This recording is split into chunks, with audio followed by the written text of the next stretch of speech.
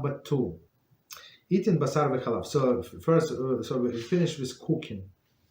So it doesn't matter how you cook it, and even all forms of the cooking prohibited, and rabbinically forbidden even if you do it in a cold manner.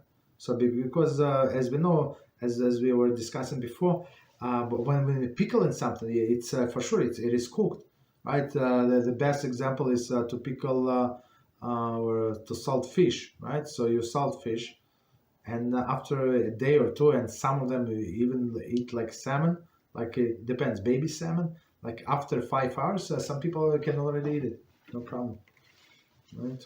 So this salt actually cooks it, right? So they say through the salt, the taste from meat is going to be transferred to milk, and milk into the meat, or even if it's soaked together. Okay. Continue. So now second point is eating basar v'chalav. Let me check the times.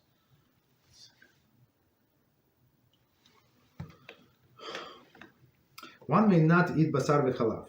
Okay. According to Torah law, this prohibits eating meat and dairy that were cooked together. Okay.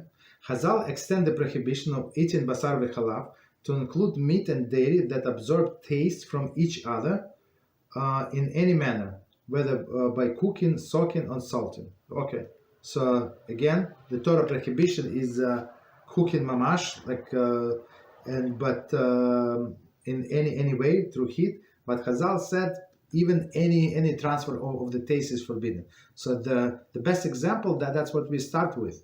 We said you're not allowed to cook meat in a non-binyamo dairy pot. That's it, right? So because why? Because the taste of this dairy is going to be absorbed into the meat. So it's that's the prohibition. Continue. Or salting or soaking. Okay. Chazal prohibited even eating meat and milk concurrently, or even consecutively, as will be explained in chapter 5. So it's next chapter.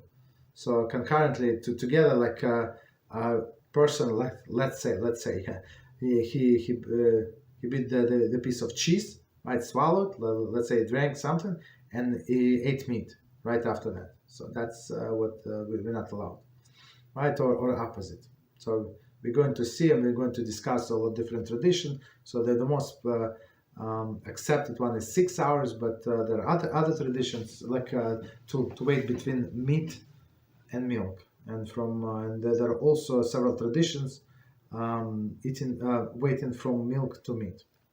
We're going to discuss next chapter.